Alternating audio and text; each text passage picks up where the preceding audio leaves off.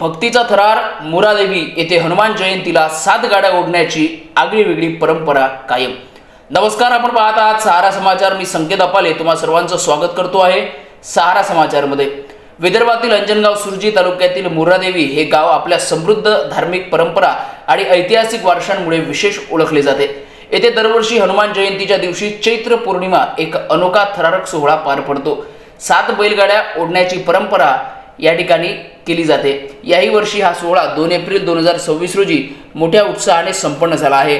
7 गाड्यांचा अद्भुत सोहळा, या संपूर्ण सोहळ्याचं वृत्तांकन केलं आहे आमचे प्रतिनिधी रुपेश फरगुंडे यांनी. पाहूया सहारा समाचारचा पुढील आढावा.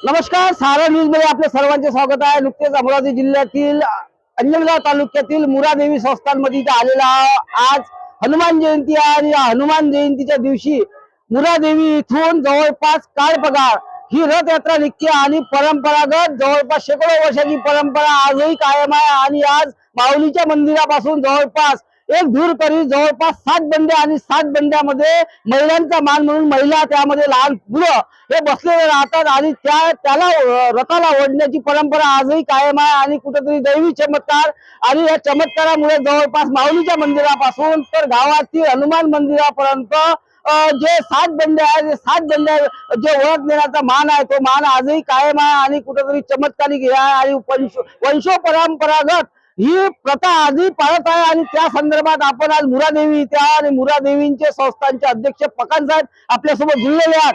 गावातील ग्रामस्थ आहेत, त्यांच्याशी आपण बातचीत करणार आहे. पकान काका, आपण जे आज जे काय पगार म्हणतो आपण, काय पगार म्हणजे नेमकं काय, याच्या संदर्भात काय सांगाल? या ठिकाणी जगदंबा देवीची मूळ यात्रा चैत्र नवमीची, आणि ह्या यात्रेमध्ये रात्रीला 12 वाजता गाळ बगाळ निघतो. त्याला 7 बैलगाड्या असतात आणि एकच व्यक्ती ती बैलगाडी विकते असं सांगितलं जातं. पहिलेपासून आम्ही पाहतही आलेलो आहोत की देवीच्या शक्ती त्यामध्ये त्या व्यक्तीमध्ये संचरते आणि तो एक त्या 7 बैलगाड्या श्वासनी त्यामध्ये बसलेल्या असतात आणि देवीच्या मंदिरापासून बजरंगबलीच्या मंदिरापर्यंत ते एकच व्यक्ती ते ओढतो. ही परंपरा आम्ही पाहिलेली आहे. नेमकं कोण्या वर्षापासून सुरू झालं हे तर आम्हाला नाही सांगता येईल, कारण आमच्या इथे जेवढे वयस्कर लोक होते त्यांनी सुद्धा आम्हाला कधी असं सांगितलं नाही की आमच्या आजोबांनी हे पाहिली आहे म्हणून. परंपरागत ही चालत आलेली परंपरा आज चालत आहे. आणि आता तर लाईट इलेक्ट्रिसिटी असल्यामुळे सगळ्या गोष्टी होतं, पण आमच्या लहानपणी आम्ही अंधारामध्ये सुद्धा ही बाब पाहिली. मशालीच्या उजेडामध्ये फक्त ह्या बैलगाड्या ओढल्या जात होत्या.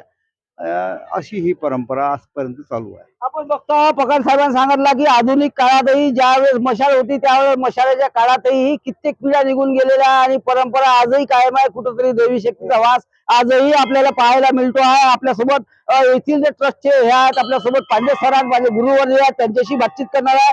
काय सांगाल सर या संदर्भात? इतका मोठा गाव आहे यामध्ये वसलेला आहे, पंचक्रोशीतील लोक इथे आलेले आहेत, मोठा ताफा पोलीस बंदोबस्त इथे लागलेला आहे, पण सुव्यवस्थित आणि शांततेत इतकी मोठी परंपरा आजही कायम आहे. काय सांगाल या संदर्भात? खूप वर्षापासून ही परंपरा सुरू आहे. या परंपरेमागे एक आख्यायिका अशी आहे की या देवीने मूर नावाच्या दैत्याला विहिरीत डांबून ठेवले आणि त्या विहिरीवर पिंड स्थापन झालेली आहे. त्या दैत्याची जी कथा आहे या गाळपगाळशी जुळलेली आहे. कारण असं सांगितलं जातं की जेव्हा गाळपगाळ निघते तेव्हा त्या पिंडीखाली जी विहीर आहे, ज्या विहिरीत मूर नावाचा दैत्य डांबून ठेवलेला आहे, तो उसाळ्या मारतो, आवाज येतो. आणि हे म्हातारे लोकांनी आम्हाला सांगितलेलं आहे. आमची जी दृष्टी आहे ती अशी की आम्ही सुद्धा लहानपणी त्या ठिकाणी जात होतो. होळकरपणा होता, जात होतो आणि त्या पिंडी खालून पैसे टाकत होतो. जेव्हा पैसे टाकत होतो तेव्हा त्या विहिरीमध्ये असा आवाज येत होता पाण्याचा. आणि तुम्हाला माहितीसाठी सांगतो की जनरली आपल्या पिंडी आहेत महादेवाच्या, ह्या जमिनीवर आहेत, पण आमच्या येथील जी पिंड आहे ती विहिरीवर आहे. आणि दुसरा भाग असा की ही एक दैवी शक्ती आहे. देवीची शक्ती यात्रा म्हणतात. देवीच्या शक्तीचा संचार याच वेळी होतो. त्या भक्तामध्ये होतो. तो भक्त ओढतो. ती परंपरेने चालत आलेली वंश परंपरेने त्यांच्याकडे ती शक्ती आहे. ते देवीचे जे शक्ती आकोडे म्हणतो आपण त्यांना, त्याची पूजा केल्याशिवाय आणि विधिवत पूजा करून ते सोबत नेतात. त्या बैलगाड्यांना अटकवल्या जातात आणि त्या आकोड्याच्या जोरावर आकोड्यांच्या साहाय्याने तो माणूस एकटा ओढतो. त्याला आधार हा आहे. आणि कसं आहे, लोक येतात, भाविक येतात आणि शक्ती संचार प्रत्यक्षात तुम्हाला या सगळ्या गर्दीमध्ये तो पाहायला मिळतो. उत्साह पाहायला मिळतो. आणि अजूनपर्यंत आम्ही लहानपणापासून पाहतोय की इथे अशी कोणतीच दुर्घटना वगैरे काहीही घडलेलं नाही. आता पोलीस बंदोबस्त वगैरे आता तर सगळ्या व्यवस्था आहेत, पण जेव्हा व्यवस्था नव्हत्या तेव्हाही नुसत्या मशालीच्या आधारावर ही गाळपगाळ चालत होती.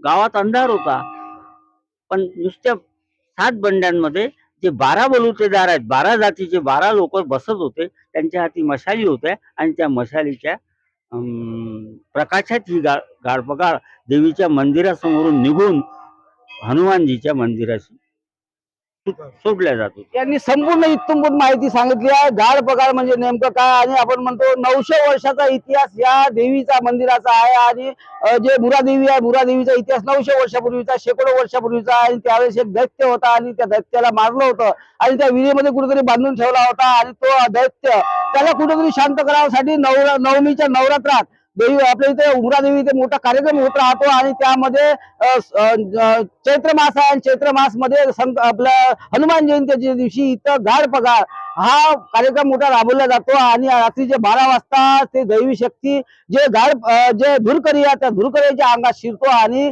तिथपर्यंत जवळपास हनुमान मंदिरापर्यंत तिथं नेला जातो. आणि आपल्यासोबत अजूनही इथं जे ग्रामस्थ आहेत त्यांच्याशी बातचीत करणार आहे. त्या धुरकरी सोबत हे सुद्धा इथं ग्रामस्थ होते, त्यांच्याशी काय सांगाल दादा? हे वर्षानुवर्ष चालत आलेले पिढी आम्ही पण पाहिलं नाही, पण हे सांगतात आमचे आजोबा वगैरे सांगतात की हे पुष्कळ वर्षापासून चालत आलेली आहे. आणि काही लोक म्हणत होते की बा हे स्वतः हे लोक लोकतात. याचा चमत्कार देवीची शक्ती पाहण्यासाठी तुम्हाला जर पाहायचं असेल, जेव्हा गाळबगाड इथं चालू होते तेव्हा तुम्ही देवीच्या पाशी जा. आणि देवीचे तसे आमच्या दिवसातून 3 रूप बदलतात. सकाळी कुमारिकेचा चेहरा तुम्हाला दिसतो, दुपारच्या वेळेस अर्ध्या स्त्रीचा चेहरा दिसतो आणि संध्याकाळी म्हातारपणाचा चेहरा दिसतो. असे आमच्या देवीचे चमत्कार तर आहेच, पण अजूनही म्हणतात की बा हे असे लोकतात तसे लोकतात. हा चमत्कार पाहण्यासाठी तुम्हाला जर पाहायचं असेल तर तुम्ही साक्षात पाहू शकता. आणि लोकांना याचा प्रत्यक्षपणे चमत्कार घडलेला आहे. जेव्हा गाळपगाळ वळल्या जाते तेव्हा आमच्या देवीचे जे शरीरावरचं जे पातळ असते हे वल चिंब होऊन जाते, कारण त्या ताकदनं तो शक्ती वळते आणि त्या अकोल्यात ती शक्ती आहे. गाळ पगाळची परंपरा आणि गाळ पगाळचे जे आज धुरकरी आहेत त्यांच्या परंपरागत त्यांच्या आजोबापासून वडिलापर्यंत कोण नेमकं कोण वळत आहे? पहिले श्रीरामजी नवले वळत होते, त्याच्यानंतर नत्थूरामजी जय श्रीरामजी नवले वळत होते. आणि आता त्यांचा मुलगा परवीन भाऊ नवले हे आज वळत आहे. आणि त्यांच्या सोबतीला अजून ते 2 जण धुरकरी असतात, एक शिवलाल भाऊ कावरे आणि दुसरे अंकुश भाऊ नवले.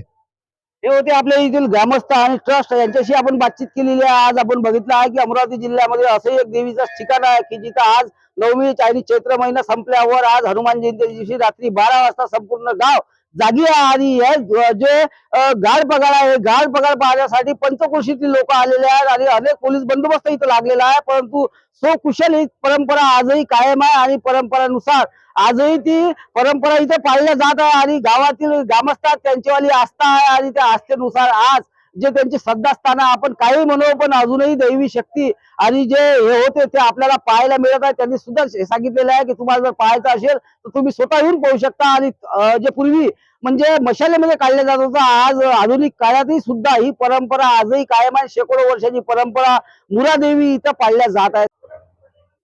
आपल्यासोबत गाळ पगाळ पाहण्यासाठी नागपूरहून एक दाम्पत्य आलेलं आहे आणि त्यांचीवाली आस्था आहे आणि दरवर्षीप्रमाणे याही वर्षी सुद्धा इथे आलेले आहे. आपण त्यांच्याशी बातचीत करणार आहे. काय सांगाल सर, तुम्ही इथं आले आहात, नागपूरहून इथं आलेले आहात, केव्हापासून तुम्ही इथे येता आणि काय तुमचा वाला विषय आहे आणि आपली जी आस्था आहे, काय सांगाल या गाळ पगाळ संदर्भात? आमची कुलदैवत आहे एकविरा देवी. तर आम्ही नागपूरहून वर्षातून 3-4 वेळा येतच असतो. पण हे या कार्यक्रमाला बरेचदा येऊन गेलो आम्ही. माझा मोठा मुलगा ठाण्याला असतो, तो पण इथे मागच्या वर्षी येऊन गेला इथे. नागपूरला एक आहे, तो पण इथे येतो. आणि हा माझा शाळा हा पांढरकवड्यावरून खास दर्शनासाठी नागपूरला आला. याला पण घेऊन आलो आम्ही नागपूरला. तुमचं कुलदैवत आहे, काय नाव आहे तुमचं? माझं चंद्रशेखर श्रीधर खोलकुटे. कोलकुटे. म्हणजे मूळ कुठले तुम्ही? मूळ आम्ही अमरावतीचे. अमरावती. म्हणजे तुम्ही इतकं सेंट्रल गव्हर्नमेंट मध्ये नोकरी केली आणि आजही तुम्ही तुमची वाली आस्था आणि परंपरागत तुम्ही वडलो पाहिजे तिथं, म्हणजे इथं येता. वडलो पार्टीचं. काल बघायच्या दिवशी येतात. हो, काळ बघा. काय सांगाल तुम्ही इथं आले, कसं वाटलं तुम्हाला? पहिल्यांदाच आलोय मी राजेंद्र प्रॉपर पांढरकर, प्रॉपर माझा पांढरकवडा. आम्हाला दोघांना बहिणी आणि जावयाने सांगितलं की अशी अशी देवी आहे, इथे दर्शनाला एकदा या. त्याप्रमाणे आम्ही या दर्शनासाठी आलो. अतिशय चांगलं वाटलं, खूप उत्साह वाटला आणि प्रत्यक्षात मला देवीचं दर्शन झालं आज. काही तुम्ही सुद्धा इथे आहे, काय सांगाल? इतकं मोठं सुंदर वातावरण, रात्रीचे 12 वाजलेले आहेत परंतु पूर्ण गाव जागी आहे, काय सांगाल? चांगलं वाटलं येऊन इथे. तुम्ही आता तुमच्याला कुलदैवत आहे, तुम्ही दरवर्षी इथे येता, काय सांगाल? आमची तर श्रद्धा आहे पूर्ण आणि आम्हाला तिथे तिने भरपूर यश दिलं. कारण आमचं पूर्ण अख्खं कुटुंब येते, लहान धीर पोरं सुना सगळे येतात इथे दर्शनाला. सारा समाजाच्या माध्यमातून संपूर्ण आढावा आपण दिलेला आहे. बघूया सारा समाजाचा पुढील आढावा. सारा समाज, रुपेश फरकुंडे, अमरावती.